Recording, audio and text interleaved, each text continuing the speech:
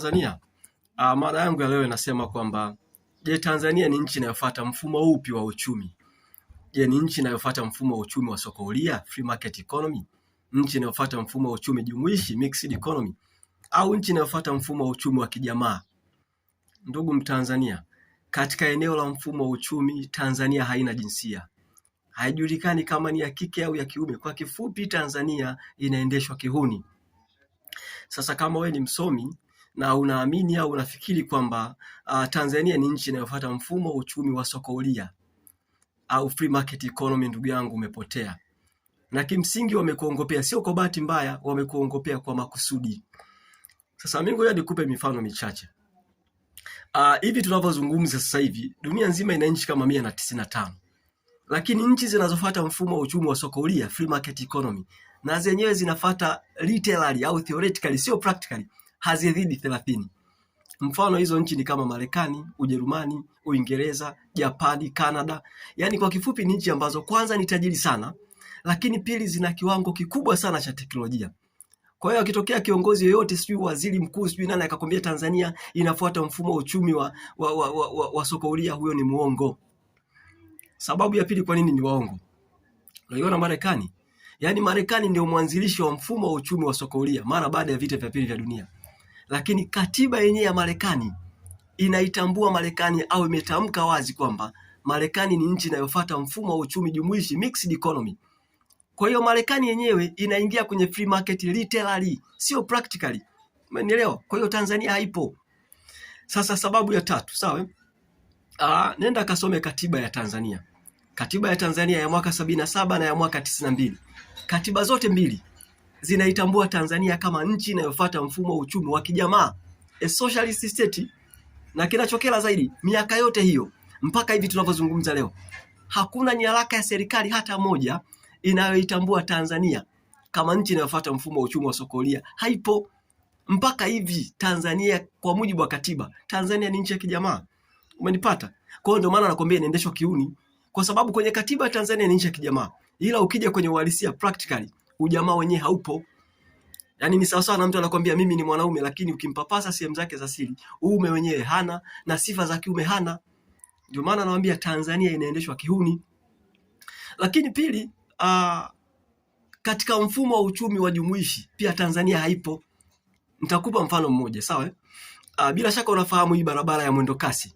Hichi kipande cha barabara kutoka Mbezi Mwisho kule kwa Magufuli mpaka gerezani Kariakoo, sawa? Kupitia hii Morogoro Road, serikali imezuia magari binafsi kubeba abiria kutoka Mbezi Mwisho kwenda Kariakoo, kwenda Kariakoo gerezani kupitia Morogoro Road.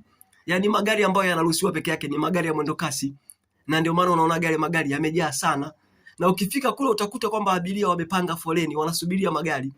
Maana yake serikali imemonopolize route. Sasa kitendo tu cha serikali kumonopolize route, tayari huo ni mfumo wa uchumi wa kijamaa, that is command economy. Manipata Mtanzania? Ndio maana nakwambia mfumo wa uchumi wa Tanzania haujulikani. Tanzania kwa kifupi inaendeshwa kihuni. Yaani wahuni wanajua wanakaa wapi. Iwe ni kule kokote kule, wanafanya maamuzi ya kihuni, wanaendesha Tanzania kihuni. Sasa kinachokela kingine, sawa? Nenda kasome katiba ya Chama cha Mapinduzi. Yaani mpaka leo, licha ya kwamba CCM wanabadilisha katiba kila siku, lakini katiba ya CCM mpaka leo inaitambua CCM kwanza kama chama kinachofuata mfumo wa siasa ya ujamaa na kujitegemea. Kwa hiyo CCM yenyewe inaitambua Tanzania kama nchi ya kijamaa. Na wanachokera zaidi, wanaona kama chama chao pia bado ni chama cha kijamaa. Yaani chama kimejaa mafisadi. Chama kimejaa watu ambao wanaiba rasilimali za nchi, lakini bado wanajiona wenyewe ni chama cha kijamaa. Sasa dunia nzima hakuna chama cha kijamaa ambacho kina viongozi mafisadi, hakipo. Lakini pili, huwezi kusema CCM ni chama cha kijamaa na wakati mfumo wetu wa uchaguzi wa Tanzania ni mfumo wa kibepari. Asikuongope mtu, mfumo wa uchaguzi wa Tanzania sasa hivi unahitaji matumizi makubwa ya pesa. Kwa hiyo ni mfumo wa kibepari. Sina uhakika kama unanielewa. Sasa anaweza akatokea mtu akasema kwani mfumo wa uchumi una nafasi gani au una umuhimu gani katika ukuaji wa uchumi wa nchi? Nisikilize Mtanzania, sawa? Ni mtu mjinga mwenye kiwango cha juu sana cha ujinga ndio anaweza kupuuza mfumo wa uchumi wa nchi katika ukuaji wa uchumi wa nchi na katika maendeleo ya wananchi kwa ujumla. Kwa sababu nikupe mfano mwepesi, sawa? Kocha mwenyewe hawezi kupeleka timu uwanjani kama ajue anatumia mfumo gani. kama ni 442 au ni mfumo gani, otherwise atafungwa na kocha atafukuzwa kazi.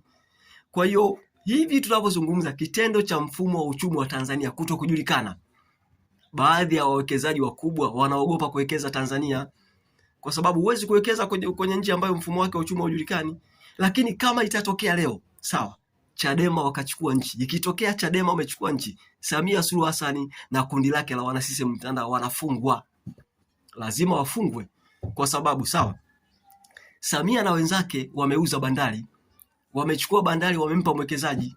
Sasa kitendo cha kuchukua bandari tu kampa mwekezaji, na wakati katiba ya Tanzania bado inaitambua Tanzania kama nchi ya kijamaa, maana yake umevunja katiba, kwa sababu katika nchi ya kijamaa tunasema kwamba major means of production zinamilikiwa na serikali kwa niaba ya wananchi. Kwa hiyo unapochukua bandari katika nchi ya kijamaa ukampa mwekezaji, umevunja katiba, na kama umevunjwa katiba unatakiwa ufungwe. Umenipata Mtanzania? Bila shaka unanielewa. Sasa mimi nihitimishe kwa kusema kwamba nchi yetu inaendeshwa kihuni. Chama cha Mapinduzi kinaendesha nchi yetu kihuni. Ndio maana nasema Chama cha Mapinduzi kilishapoteza sifa ya kuendelea kuiongoza nchi. Kwa hiyo kama wewe ni kijana unafikiri au unaamini wewe ni mzalendo, kaa mbali na Chama cha Mapinduzi. Chama cha Mapinduzi ni hatari kwa mustakabali wa maendeleo ya nchi. Mungu ibariki Afrika, Mungu ibariki Tanzania. Asanteni kwa kunisikiliza.